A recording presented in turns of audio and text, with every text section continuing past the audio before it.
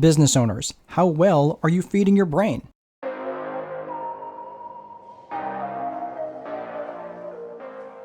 I know this might sound like an odd topic to cover for a business owner, especially on kind of like a business channel, but let's face it, we business owners deal with a lot of stress. And some of us, not you of course, but some business owners don't treat themselves the best when it comes to health, particularly brain health. Several years ago, when my mom was diagnosed with Alzheimer's, she passed away just before Mother's Day in 2022. But when she was still in the early stages of Alzheimer's, I started down a path of research in many different areas of brain science. And it's amazing. Alzheimer's is actually a fairly new disease within the last 100 years or so. And I 100% believe that based on my research, that this lays mostly at the feet of our American way of life, particularly on our American diet. So what we feed our brain is what we're going to discuss today.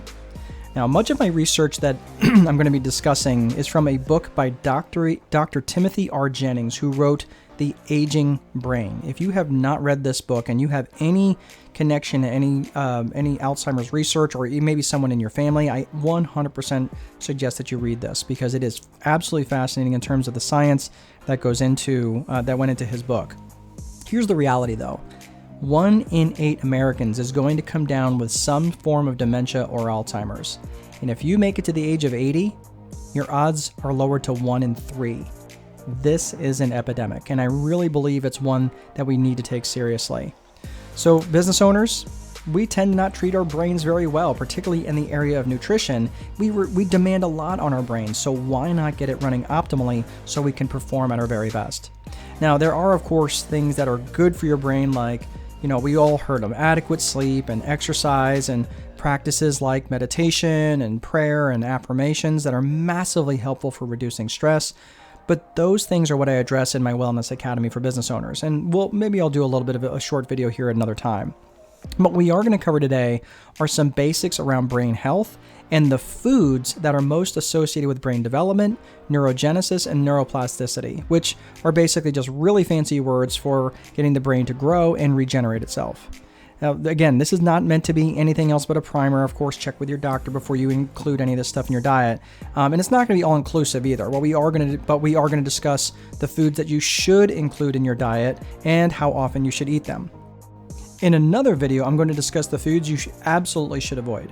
So let's start with how often, as that's the easiest thing to address. There are a lot of studies that show the benefit of intermittent fasting. Basically, I try to eat all of my meals within 1 8-hour period. So basically, my first meal of the day is around noon 30, and my last food going in my gullet is around 8 or 8:30. And I try to avoid eating absolutely anything after 9 p.m.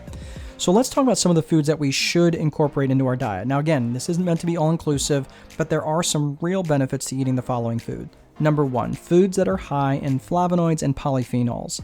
Foods like pomegranate juice and beet juice are very high in polyphenols and are very healthy for your brain. They help break down what's known as B-amyloid, and that buildup that occurs in the brain has been directly linked to dementia and Alzheimer's. Researchers suggest drinking 1 8-ounce glass per day of pomegranate juice, but I'm gonna be honest with you, it is so freaking bitter, it's really hard for me to choke down. And that's actually saying something because I generally don't have any sort of food aversion at all. So generally I spike my pomegranate juice with a little bit of beet juice to help knock down the bitterness. The sweetness of the beet juice actually helps out. Number 2, the same can be said of red wine, but not for the alcohol. It's because, again, of the polyphenol content. But the thing is, with alcohol, moderation is the key. No more than 2 glasses per day, and yes, you do get the same health benefit from non-alcoholic wine. And again, sorry for you white wine drinkers, but this is specifically for red wine. Number 3, foods that are high in omega-3 fatty acids. Your best source of these are going to be fish, particularly fish that are not farm-raised but are wild-caught. The types of fish are specific, so it's not all fish, but the types of fish are generally tuna, salmon, mackerel, and sardines. Of course, there's others, but those are the easy ones to find in the supermarket. I want to make a couple of important notes here.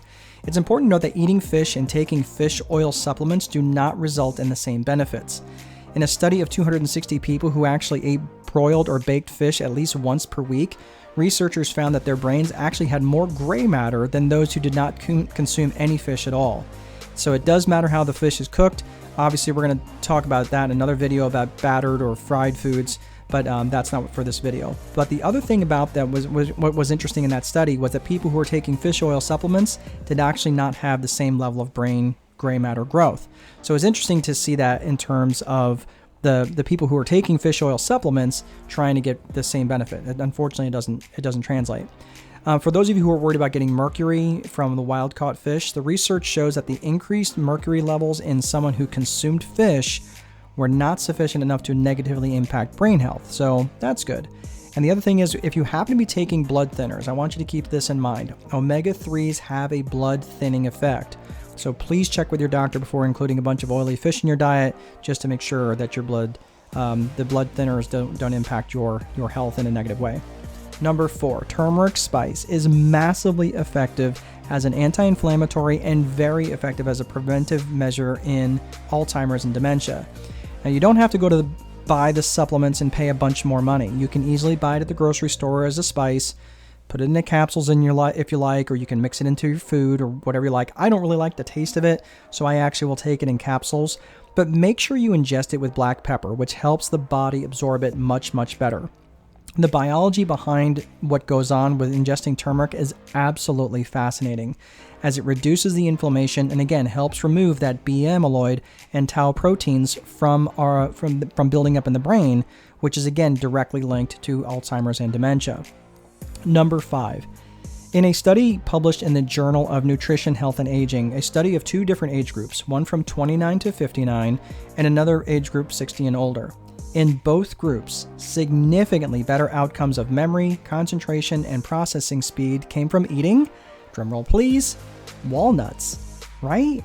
I know, not the sexiest thing in your cupboard, but walnuts also help in the breakdown of B-amyloid and helps that B-amyloid from folding on, or that protein from folding in on itself in a process that's known as fibrillation. I'm not going to get into all the science here, but a handful of walnuts each day is plenty.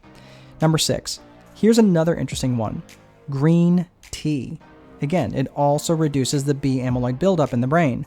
But in addition to that, it appears to prevent cognitive and memory decline and improves mental performance in older adults. Pretty cool. If you like to sweeten it, consider using honey and avoid processed sugar, as sugar, again, tends to be inflammatory. So we're going to talk about that again, like I said in another video. Number 7, caffeinated coffee. You may not believe this, but 3 to 5 cups a day seems to be about the sweet spot. In a study published in the Journal of Alzheimer's Disease, researchers found that those who consumed 3 to 5 cups of coffee per day at midlife decreased their risk of dementia by 65% later in life. Now, it's important to note that it seems to be something with how the body metabolizes caffeine from the coffee. So drinking decaffeinated coffee, unfortunately, does not provide the same benefit. Now, if for those of you who like your coffee sweet, look, again, skip the sugar and consider using honey or even maple syrup. And here's the double bang for your buck here. Pure maple syrup is on the list of foods that helps break down that B-amyloid and tau proteins in the brain that again leads to dementia and Alzheimer's. The last one is number 8. Number 8 is vitamin E from foods. Foods that are highest in vitamin E are sunflower seeds, almonds, and spinach. You can find vitamin E in lots of different foods, but those are probably the ones with the highest bang for your buck. These provide a much greater benefit than taking a vitamin E supplement by itself. So those are some of the basics, and if you happen to hear of any others that maybe I missed, let me know. Put them in the comments. Now, let's face it, we business owners are rough on our brains, and we rely on them so much to get our work done. So take some time out. Be good to yourself. And if you found this helpful, like and subscribe, and I will see you guys next time.